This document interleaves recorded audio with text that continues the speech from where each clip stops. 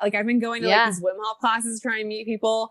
So I met we didn't even get to talk about that, how I met you. Yeah. Just showing up to some Wim Hof in a park and then getting into the cold tub and or the cold pond. Hey, you want to be on our podcast? Yeah, sure. Yeah, for sure.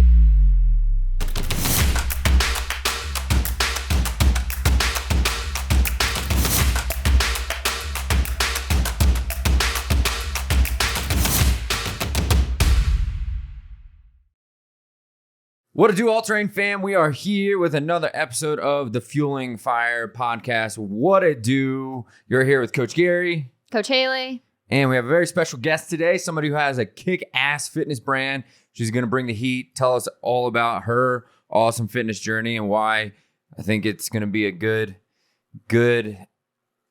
model to emulate for all of us. So, what to do? How's it going? Introduce yourself. Thanks so much for having me. Yeah, my name's Angela Gargano. Originally from New York, New Jersey. Just moved over to Boulder like 2 weeks ago.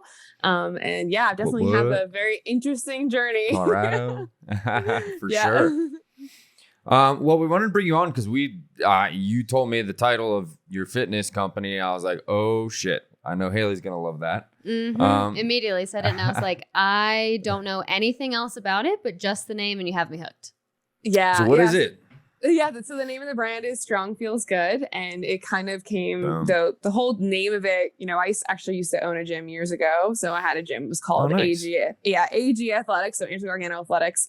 And what I was noticing when I was coaching, you know, at the gym was that some people were so obsessed with like how they were looking, and they got so obsessed with it that no matter what happened, even if they were getting stronger or they were feeling better, they weren't like putting that focus on that.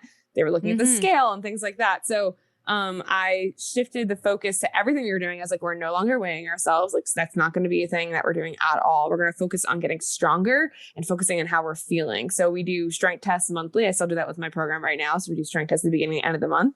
So they always see like an increase in their push-up number, or an increase in their dip number, or they crush their mile, right?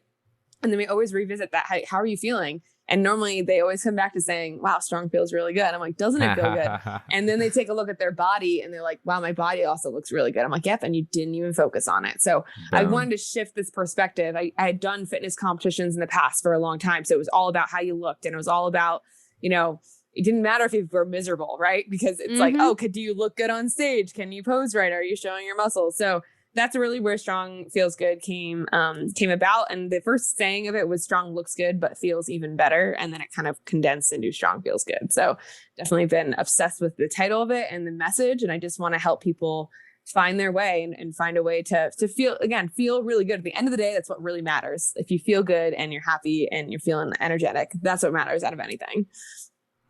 Right. Well, and I think that's like, I was just going to say, it's super interesting that you chose the wording strong feels good as opposed to strong looks good. Because I think we've all kind of, you know, we've heard the message strong looks good on everyone. And I am also down with that message too. But I think you really harness and really look at the importance of that language shift of really, yes, it does look good, but it also feels so good. And I think with us at All Terrain Fitness, we're really focused on, you know, the longevity, the vitality of life and how we can hold on to that as long as possible. And one of the things, you know, it's the side effect of, yes, you're going to notice these aesthetic changes, but really that's not going to, you know, help you later in life. It's all about having that powerful feeling, that energetic feeling, that feeling to go do the things you want to do. And I think really utilizing that language and focusing more on the feeling internally. And then you just see it, like you were saying, it just naturally goes to the external. Like you don't even really have to make that connection. It just,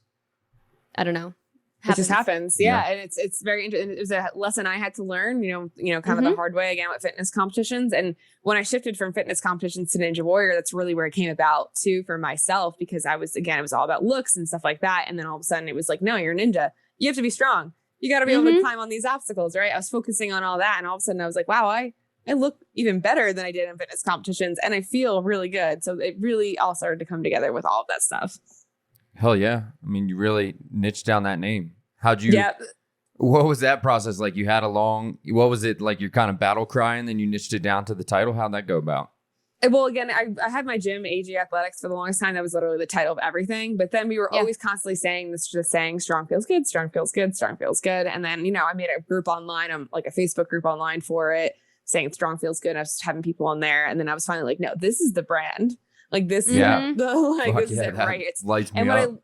What I love about it is not about me also, right? Because I feel like sometimes like titles turn into like, it was like for a while, Angela Gargano Athletics. I feel like that makes it be about me. It's not about me. It's about them. It's about having you feeling good. So I like the idea that my name is not in it.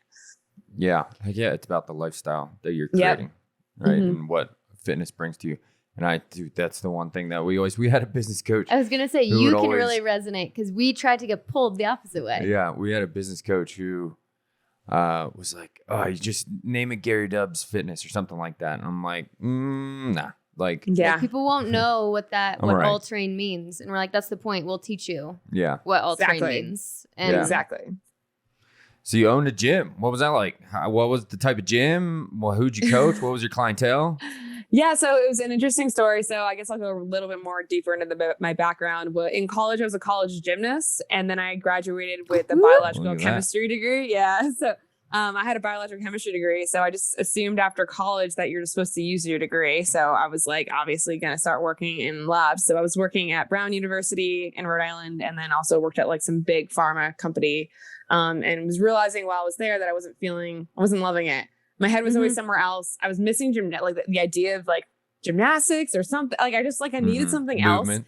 Movement. And people always were saying to me, like, you must know how to work out because you were a gymnast. And I was like, not really. I had a coach legit yelling at me the whole time. And I just showed up to practice and we always had a competition. So you're like, I worked on my skills and like practiced. That's not training for fitness. It's different. So then when I went into like a real gym, I was like, I don't know how to use any of this.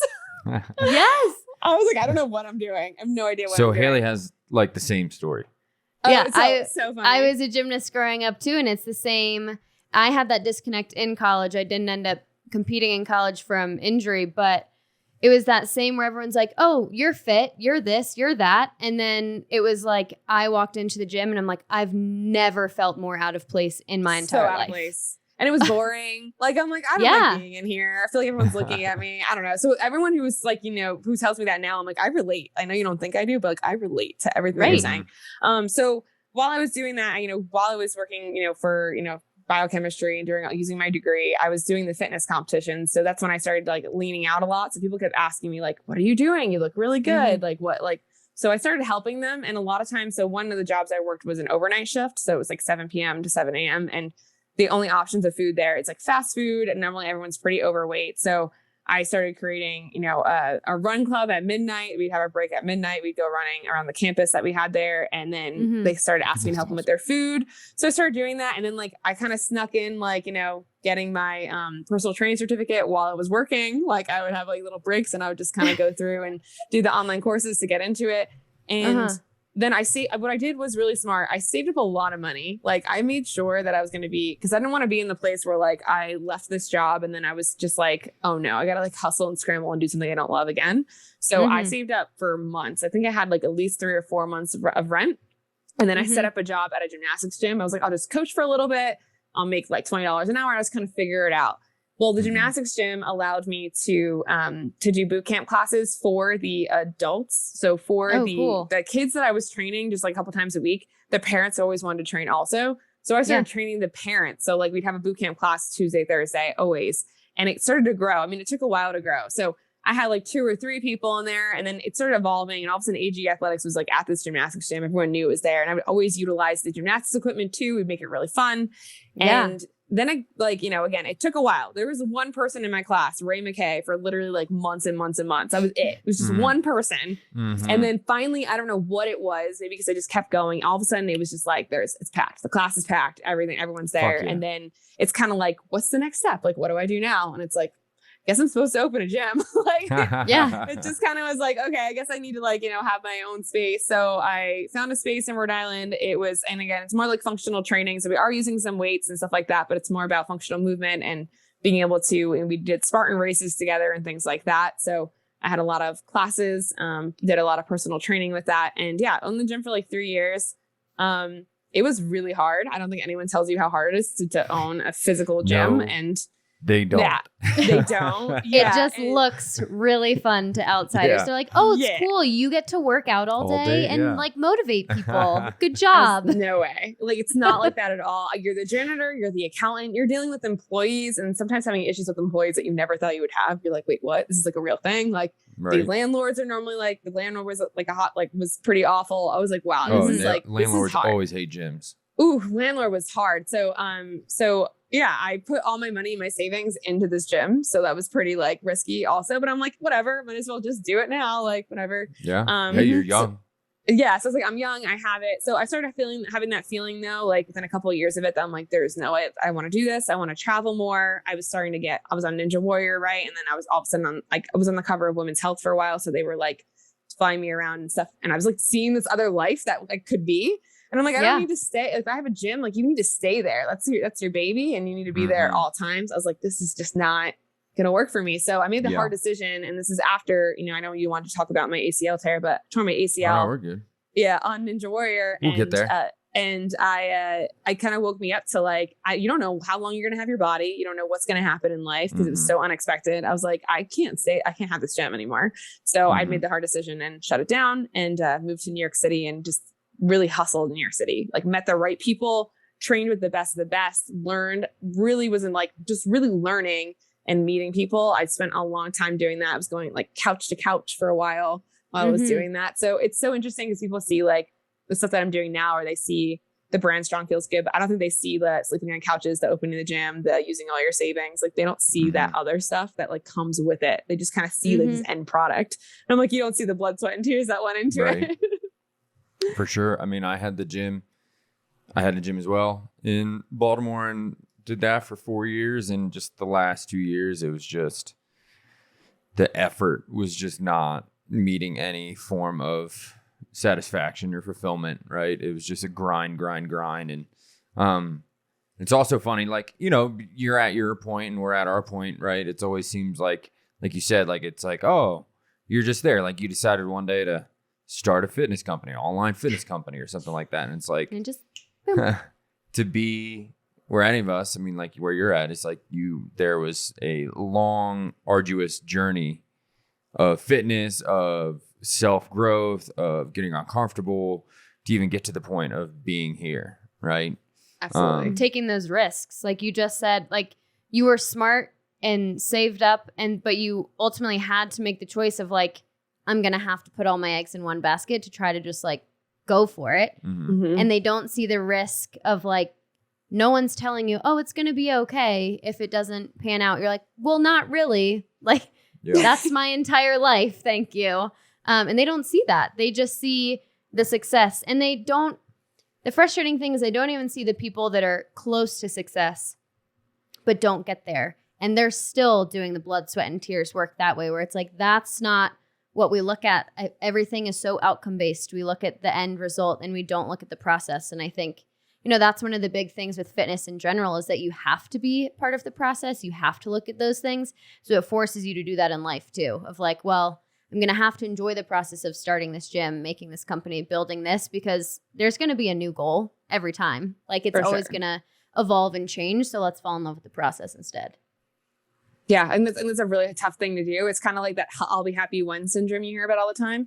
You're like, I'll be happy when I like open my gym, or I'll be happy when I get a cover. And it's like, no, you probably won't.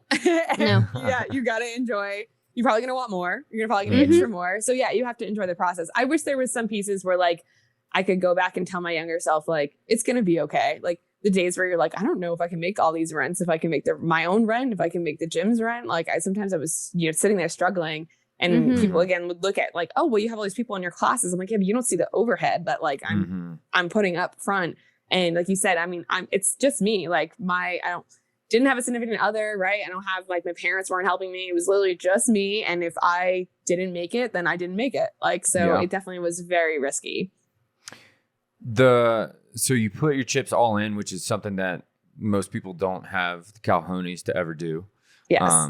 And even though they know on the other side of that risk is the potential for them to lead their best life. How much do you feel like fitness prepares you for those things?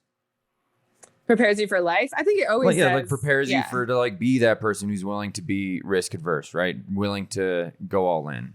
You know, I think that's a big part of like for us too, right? Is like fitness is like this practice that keeps that mental edge or keeps us in this position where we are. Like it's that thing that's like, all right, it keeps that confidence up of I can do, as long as I keep pressing and keep pushing forward, like I'll make progress. So like, how do you feel like fitness has shown up as like that anchor for you to go and achieve the things that you've wanted to achieve? Yeah, I think that there's so much to go with this. So for a while too, I think this is a great example of this is pull-ups. I was teaching pull-ups. I think I told you guys this for a while, but I was teaching pull-ups online for a while. And I loved it because it was this impossible goal. And I only taught women. It was a lot of times it's very impossible for women to get their pull-ups. They struggle with it, right? They look at the bar and they're like, how am I going to do this? And I think the process of getting that pull-up and taking them through it and seeing them accomplish it at the end made it realize to them like, wow, things are possible if I keep showing up for myself and I take the steps necessary that I need to do. So I think fitness really does come off in all aspects of your life. I think it's also a great thing because people always ask like, you know, how are you always motivated? And I always remind them like, you're not always going to be motivated. Same thing for fitness. You're not going to be motivated. You just need to show up. Just show up and just do something. Just be there. And eventually you'll get where you want to go. And whether that be that you want to get a pull up or maybe that be that maybe you are trying to achieve something in your business life, it's all the same thing. And one of my coaches told me once, how you do one thing is how you do everything. So if you can do fitness in a certain way, you can probably shift that into the other pieces of your life. Yeah. I mean, you embrace the suck in the gym, right? Everything else, the rest of the day is pretty easy, right? You're like, that action might have like a lot of weight to it, right? But when I'm sitting at the computer trying to figure something out, right? Like in all reality, energy expend, mental exertion, it's all relatively a lot easier than the actions I took in the gym, right? So if I can do the one thing in the gym well, it's going to have a pretty good translation over to everything else. Absolutely. I would say that if you're showing up for yourself right now, it's going to show up in all other parts of your life. And it's also going to help everyone around you be happier. The spillover effect. We talk about that a lot. And it's weird. It's hard to like kind of put that into words as to why that spillover effect happens, right? It's something, it's like people gravitate towards momentum, right? Just like people gravitate towards happy people and energetic people. It's that same thing that like when you're in fitness and you're making movement in your life, you're making progress in your physicality. It's like, it's just people naturally gravitate towards it and it lifts other people up too. It's absolutely pretty interesting. And I think it's great. You mentioned that and it reminds me of like, you know, a lot of these things are just catalysts. And even when you were just talking about your journey of moving to New York City, and I really caught the phrase of, I just met the right people. And I think that's a huge thing. And it's funny, one of my good friends sent me like a little message meme this morning that was like all about that it's like when you put that energy out in the world, it comes back to you. And it's like when you need to meet those people, you meet those people. And for the longest time, I got so caught up, and especially in women and females of like, you know, women can be mean. It's really hard to make female friends, like kind of going down that path. And it's like with that attitude, I wasn't having any success there. And then it was like when I started to open up the energy that I was putting out, the effort I was putting out there, it just immediately bounces right back to you. And I think that's another thing where it's like the catalyst, one thing that you change, just like you said, how you do one thing is how you do everything. And that's going to open up everything. Absolutely. Yeah. I think New York City was definitely a big key for like a lot of the success that I have right now was that next step I needed. I never thought that I could like, I guess I wanted to say like kind of play with the big dogs. Like these are people that like I had followed and looked up and like, and then all of a sudden I'm in the room with them. All of a sudden, like I'm taking classes with them. All of a sudden, like they're texting me. Like, I'm like, what is happening? Right. I was like, here, I thought that like but no, like, it's, you got to put yourself in that room with those people who are where you want to be or doing what you want to do. And what's interesting too, and I always tell people this as well, is that I never really asked for anything from any of this stuff, like from women's health or anything. I just showed up and I just was just a person and just worked hard. And then one day I would just be talking about something. Oh, it'd be really cool if I could do this. Like, oh, I can help you with that. Like never asked. It's wild. Yeah. Well, it's also when you work hard and you're not a dick. Always be a good person. I don't know why. I did I actually did a talking event at this fitness thing once, and that was one of the things I had on the end of my list because they were like, "How do you make it?" And the fitness industry. So I did a whole thing on it. And the last thing was like, literally don't be an asshole. Like don't, because if you are, people know. There was one person and I'm not going to say their name, but there was one person in the city who was a pretty big asshole and everybody I met would say it. Yeah. Everyone I met. And it was just like, because, just a diva, like whatever, like don't do that. Like, and always know that like you don't know everything. You're never going to know everything. So be open to like listening and to absorbing information from these other people. Yeah, definitely be a good person is a main thing in like everything that you do. For sure. I mean, the fitness industry is so full of it, right? People that are in the super fit world and they just get this standoffish mentality. And it's like, cool. Like, absolutely. You're not going to be fulfilled as a person because you're clearly in it for yourself and your self accolades. And you're not in it for like, what can I use this gift of knowledge that I've gained to give to others, right? Like you're just not going to be fulfilled. Again, yeah. It's not about you. It's not, if you're doing fitness, it's not about you. It's about the people. It's about who you're affecting. And I don't know if I think you saw recently, like I was on the cover of Oxygen and I did a whole story of getting that cover. Since 2015, I've been like pushing to try and get a cover on Oxygen. What was interesting is that in 2015, the cover to me was more about myself. It was more about, I just want to be on a cover. Like, I just want to be on it, like whatever. I'm so happy I didn't get the cover until 2021 this year, because it's a completely different reason why I'm on there. Like, yeah, it's a great picture, whatever, but it's not about that. The story on the inside is someone I'm proud of, and it's someone that's going to help other people. That meant more to me than if I would have just gotten a cover in 2015 and just would have been about like how I looked. Like, no. Yeah. So did you have a moment when the ego had to be crushed for that mindset shift to happen? I'm not sure if it got crushed. I think that I just kept like, when I was doing fitness comps, I just kept not failing a lot, I guess. Like I wasn't winning them like right away. Like it took a lot of work. It took a lot of work for that. So I think that the constant like not winning right away definitely helped a lot. And then finally, when I did tear my ACL in American Ninja Warrior, a lot of things started flashing by in my eyes. I know after when I tore my ACL, so I tore my ACL on the Ninja Warrior course. I was super strong. I felt amazing. Everything was going pretty great in my life. And all of a sudden it was like crushed, like, ACL down, everything. And I took like a good week or two to completely mope. Like I was miserable. I was so upset. Like it was all like, why me? Like that whole like, why me mentality, like, oh, like whatever. And then when my one coach was like, okay, you know what? Like you mope and like be like this right now, but you don't get stuck there. Like don't get stuck in this position that you're at right now. Figure out like that, like how this is going to be a blessing to you. I'm like, this is not a blessing. I was like, I'm like my ACL's torn. I can't do any of my modeling. Like I'm just like stuck here. And then when I got my surgery, I started messing around in the gym and I was like doing funny stuff with my crutches on, and just like trying to like just make light of it. I posted one of those on Instagram and it got like ridiculous amount of views, like went viral. And it wasn't the viral thing that was exciting for me. It was that messages underneath saying, hey, because of you, like, I'm not going to give up now because you're showing me that you can keep going. And I didn't even realize that was like the reason that like, for me, I was just messing around on the thing. And then that definitely is, I think, a huge shift as to where I was like, this is not about me anymore. Like none of this is about me. It's about, because that was probably so much more rewarding. So much more rewarding for sure. So it definitely was interesting. Yeah. Accomplished any self-fulfilling task, but you would have not have been as fulfilled as like seeing people and spreading the impact, right? It's very much like why people like Mike Phelps, right? He wins all these accolades, and at the end, like you just sit there like, what do I do? And miserable, right? You're like, well, yeah. At the end of the day, like we all had that little moment of being watching you, cool, yeah, awesome. Then we went back to our lives, right? Like it didn't change anyone's lives, it didn't spread any impact to anyone's lives. So of course you're like left there, like, well, I'm not fulfilled. And same thing here with you, right? You're realizing, and we realize now too, I had to have my ego absolutely fucking crushed for me to get to the point where I was like, oh, it's actually way better when I do this for other people and not myself. Absolutely. Well, and it's like when you do it just for you, you don't, like you said, create that impact and create that ripple effect. It's just like that moment in time. And then once that moment in time is done, it's like, everyone goes back to their own lives. Now I need to find a next moment. Now I need to go find, and that's when we do that jump the popcorn, the I'll be happy when, because we're so focused on the outcome that moment and we don't have those ripple effects. It doesn't naturally bleed into other things around us. And that's one of the things I won't be able to remember the quote exactly off the top of my head, but we start our staff meetings at All Terrain with true freedom is being able to give freedom to others. And it's like you aren't internally going to feel that way until you can give that to someone else.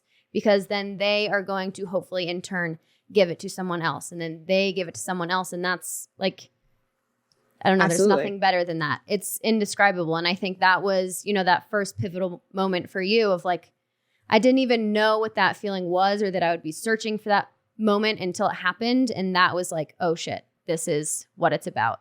It's about everyone else and the impact I can create. Exactly. I'm always constantly asking my clients what they need, how they're doing. It's always about them. I'm a very big advocate of, I even do like calls with them. Like I pick somebody like once a week and I do calls with them just to check in and see like, hey, what do you need? What are you liking? What do you need more of? Like always checking in on them and making sure that they are getting exactly what they need. I also feel like that's a big thing that happens right now on social media. People are just like wondering why they're not growing or something. And I'm just like, it's probably because you're just posting for yourself and you're not posting for what people need.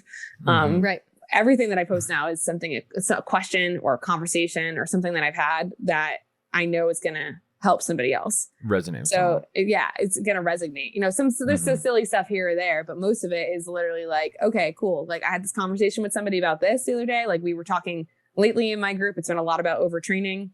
And learning that you don't need to train, that more isn't always better. Better is better. Like stop thinking that you need to do like 90 minutes of workouts every day to see results. And we had a crack down with them and I'm like, all right, this month we're doing 3 days of workouts and 2 of those days are going to be recovery days. And they were like, nice. What? Are you sure? And I was like, yeah. I'm like, just trust me. Just trust me. Yeah, seriously. Yeah. So how'd you tear your ACL?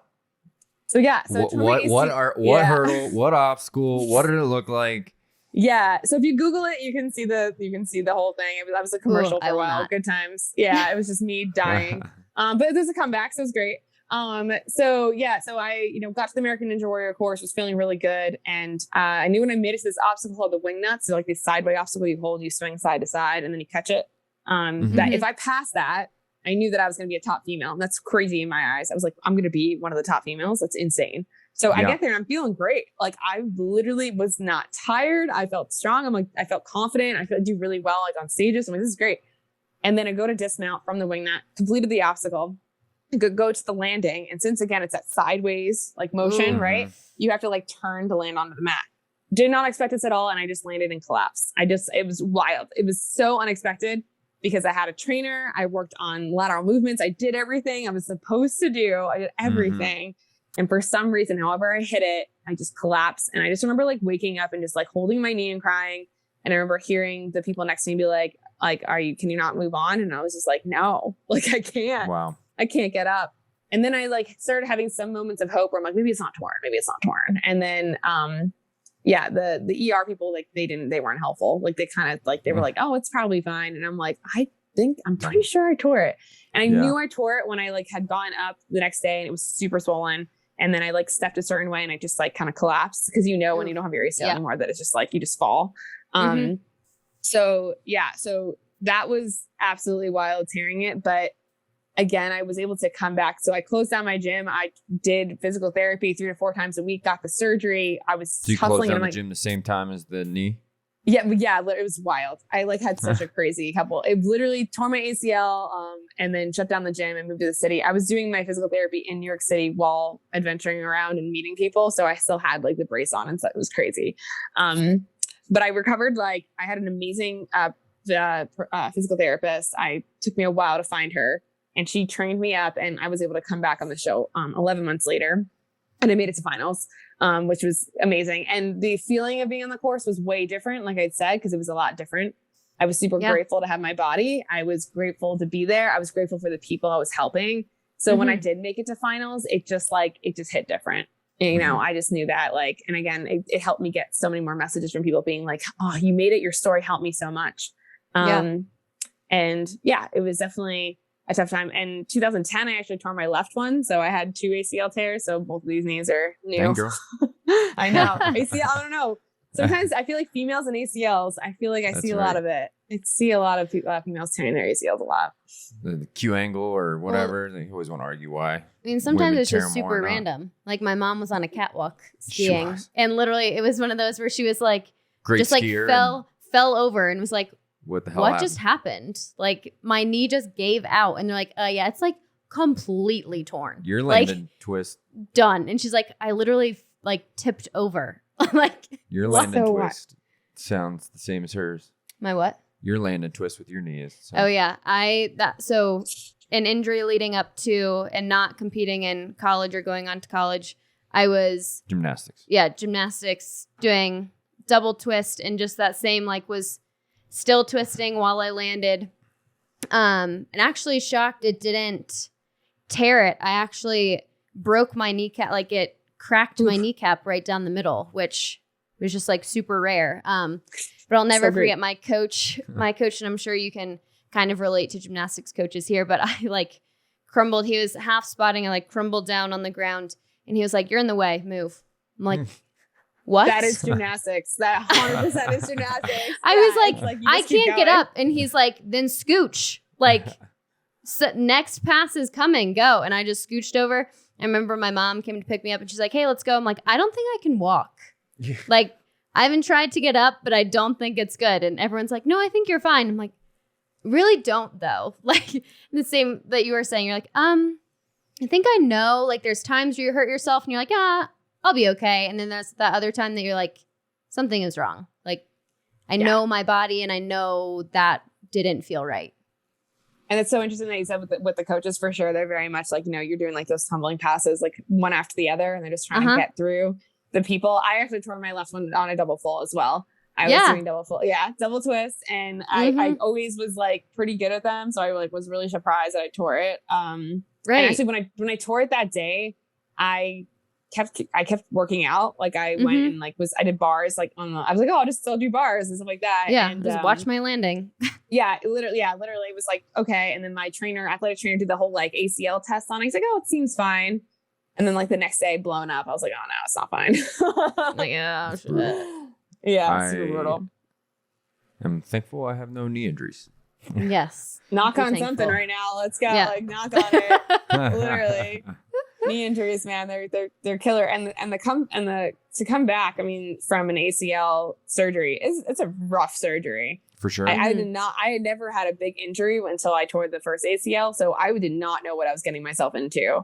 I didn't realize the pain I was going to be in, how I wasn't going to be able to walk. They put my foot in this machine that you like helps move it the entire time after.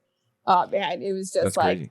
Yeah. I remember the confidence to gain your confidence back in your knee, right? To go back to the stage and to like get up there and feel confident in the knee is probably a pretty tough journey. For sure. And I think when I did college gymnastics, I definitely was a lot more hesitant and stuff like that. And then when I came back from Ninja Warrior, I told myself because the brace really doesn't do anything. It's really a mental thing. It doesn't really help protect much. So they always say just try and like, get it back so you don't need the brace. So when I went up to compete for Ninja Warrior, I had the brace on and I ripped it off. You made it like really dramatic. So like when I got up to stage, I ripped the brace off and I'm like, let's go. I love that. Do you find yourself now with the athletes you work with, are any of them coming off injury or kind of dealing with that same mental battle of building that confidence back up?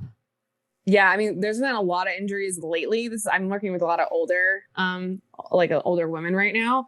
Okay. One of them is definitely, a lot of them are overtraining and stuff like that. Some of them are having hip issues. And yeah, it gets really frustrating because like, they're just like, I want to be able to do what I know I can do.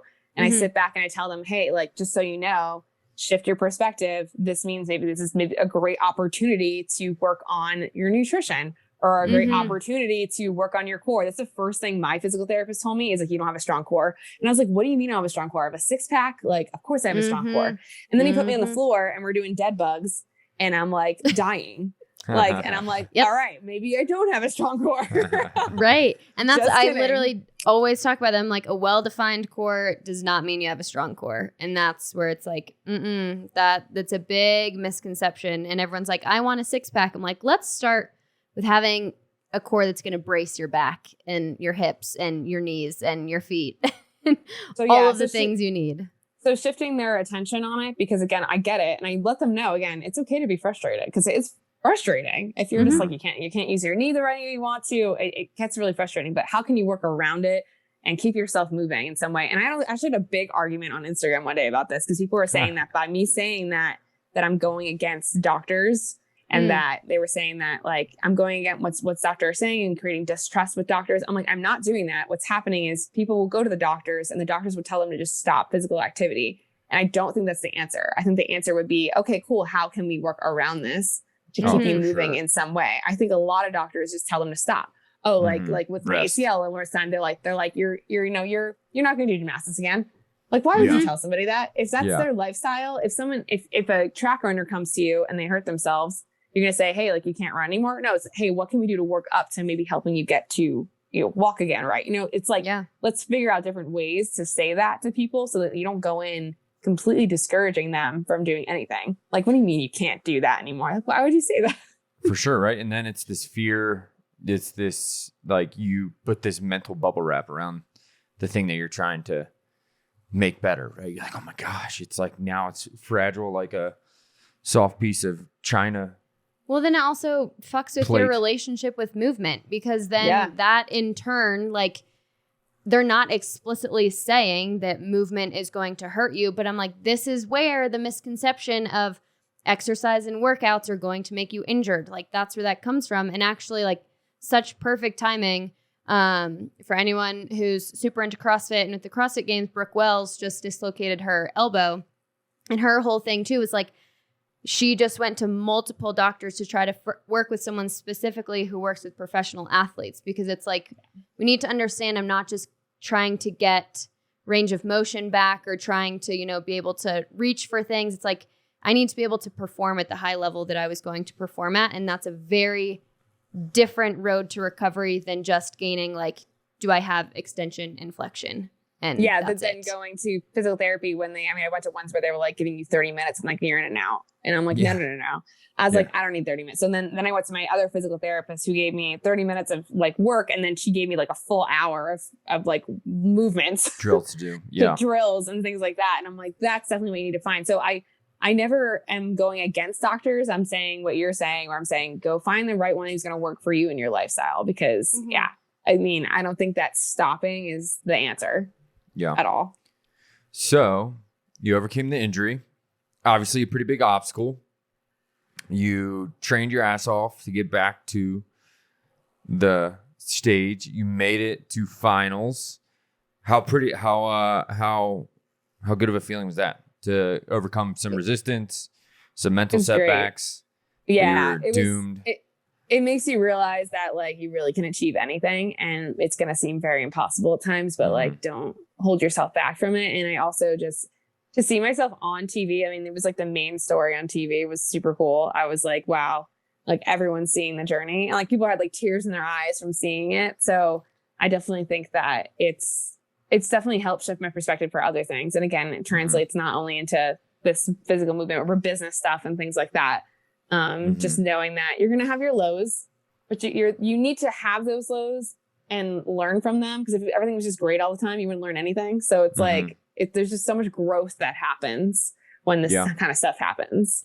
Well, and if you didn't have the lows, you can't actually formulate what is better, right? Like, there is no better if there is no worse. If you're already up, where are you going? It's like, where are you going? Over? Like, you gotta have these highs and lows are gonna happen. And just like, again, I always say that quote from my coach, you can stay low for a second, don't get stuck there, try and learn it, try and shift your perspective. I think that's just such a major lesson for so many to hear. And if someone's listening to this now and you're stuck somewhere, like, it's okay. You're gonna get out of it. Right. So obviously fitness helped you in a lot of aspects, do a lot of things that were very fulfilling for you, pushed a lot of perceived mental limitations, you put in a lot of risk, and then obviously it turned into something that you wanted to turn around and help other people with. Yep. Why is that? I feel like it's just, if I could get through it and help somebody get through it a little less painfully, then it's like, that's why it's my purpose. Yeah. My purpose 100% is to help other people. Like I know it. Like I know that that's my purpose. So if I can help them and go through whatever I went through, but not feel the struggle like I feel, or feel a little more calm. I wish I had some more people. I had some great people in my life, but I wish I had more people like there who are actually like telling me like it's going to be okay, and telling me to keep pushing because there's something over that barrier that you're going to find, and it's going to be awesome. Yeah. And when your athletes, when they push past those barriers, what is do you see like a mental shift with this? Do you see mental expansion, growth, confidence? Yeah, I see a ton of growth. And I make sure that I really praise them for that. Like, I feel like sometimes people don't praise it enough. Like, I make sure they really feel loved. If they PR'd on something or something great happened, I always am like posting it in the Facebook group. And I'm just like, always celebrating each person. And it's great because the other people start to interact with that one post. And then they'll say to themselves, oh, maybe I can do it too. Oh, like I had somebody who PR'd their mile the other day, and it was so funny because like I didn't make them run that much, and she's like I PR'd it and I didn't even run like I used to. Like I used to practice running all the time. I'm like, yep, goes to show that you don't need to do that. So just really celebrating others and letting them know that, you know, they're doing something good and praising them. It just always helps uplift them and keep them going. Heck yeah, throw a little hashtag let's fucking go at the bottom. Really gets the people going. Yeah, right. So good. Love it.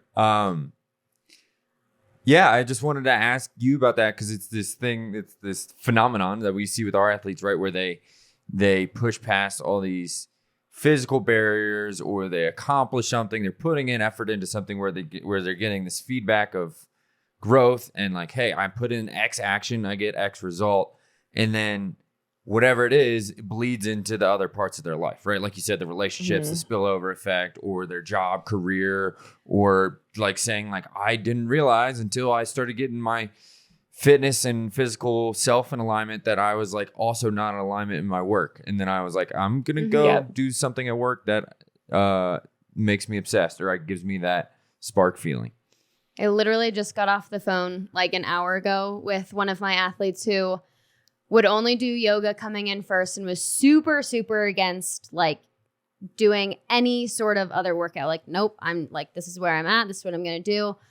Whatever. She's made tons of progress. She's lifting weights now. And she on the phone today, she was like, she started her own business. It's starting to take off. And she's like, I woke up this morning and I've always had this fear of getting an investor in my company of like, what if this, what if that, what if this, all negative outcomes. And she's like, and I woke up and I was like, you know what? I had those same thoughts with changing my training, changing my nutrition, changing these things. And she's like, and I just abandoned it and trusted in the good and the positive outcome. And she's like, so we're looking at investors, like the whole company is on track and we're all like going all in on it. And I'm like, holy shit. Like amazing. Love that. That is awesome. Yeah. And just like no fear, no hesitation. Like she just felt so confident in that decision. And that it's like nothing compares to that. Cause you know, it's like really, really elevating life, not just your body. Yeah. Well, I mean, you can't have your physicality stuck in this low frequency and be trying to push these other things, relationships, career, right? Like if something's so out of alignment, right? Like it's just, the other things can only press so far, right? Like if if you don't have energy because you're not taking care of yourself, you're over fueling, or under fueling, you're not staying hydrated, you're not getting good sleep, and that whole physical aspect isn't optimized and feeling its best, right? You only have so far you can go in these other things that you can even think of, right? Like you have to have these things, like these things most essential to your survival in some order, in some high level for your body to have more bandwidth to go and think about expanding and starting your company and getting investors or selling your gym and going all in on something else, right? Like it's you, if you're constantly fighting like pain, you know, we see that when we were in Baltimore, right? Like, you know, she worked in a school where it was, you know, not great food. It was a very low income, low education place. And I say this because I felt this in my life in the sense that like when you're just not fed well, you're not in the sense of not malnourished, but not nurtured, nourished. Is that the word that I'm looking for? Right? Nourished correctly, right? Your body's in this inflammation state. It's always in this sympathetic state, this fight or flight response, right? Because you're just not getting what you need. The system's irritated because you're not getting enough. You don't have enough micronutrients and actual energy to fuel the brain, to fuel motivation, right? And so, you know, we're all so very limited when we don't have the physical in alignment. And I think that's the big thing for us. And one of our big thing, like eventually we want to try to give back to places that don't have the capability of getting, full balanced meals and micronutrients and stuff like that, is because for me, I had such bad ADHD, right? Like I still do, but like it was worse when I was drinking 5 sodas a day and 3 sticky buns. Your honey buns? My honey buns. All the time, right? But I was so irritated. I never wanted to do anything. I didn't have energy. I loathed going and doing activities because I was so humdrum, right? And so it's like once people get this physicality and a higher vibration in the sense of, energy and vitality, like it's all of a sudden now their brain is set. It's like set up on the T-ball, right? To like, all right, now I have more space to go and focus on the other things. Go focus on higher level solutions. Go focus on how to thrive instead of just getting back to survival. And I think that's the beauty that you find in your company, Strong Feels Good, is like, when Strong feels good, like fucking everything feels good. And when everything feels good, then I go and fucking get what I want. Tant ranting over. Okay, couldn't agree more. I can't talk today. Tan ranting. I can't fucking talk. Anything to add to any of those things, lady? I don't want to keep taking the conversation. No, I think that's a super important piece. And that's like when you were talking about overtraining and really trying to understand, food is fuel. You do need to have all of those things. We do need to have all of these things in alignment to then go further and elevate the other parts of our life. And I think that just really resonates with, the phrase that you keep saying your coach has said is how you do one thing is how you do all things.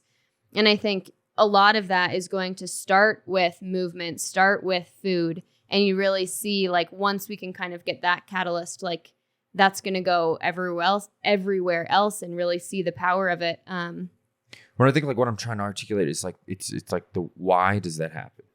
Right? Like that's what I'm always so intrigued about, right? With that conversation. Like you said, like, why does that happen? Like, okay. Yeah. Expand further, right? Like, why does fitness provide this thing for so many people that, like, it expands everything else? You need to read the book Innersize. Innersize? Innersize. It's downstairs. Don't worry. And for anyone else, read the book Innersize. It goes into the science behind INNER, like exercise, but inner size. Okay. And it's all about like why these things happen with the neuroscience kind of lens on it, I guess, of like, we kind of know that these phenomenons show up. We know in ourselves they do. We've seen it in our athletes that they do. And it's like, why does our brain do that?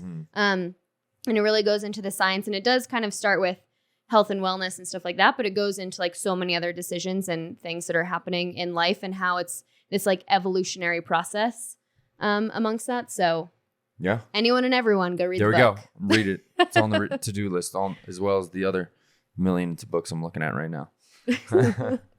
Speaking of, got any good books you reading?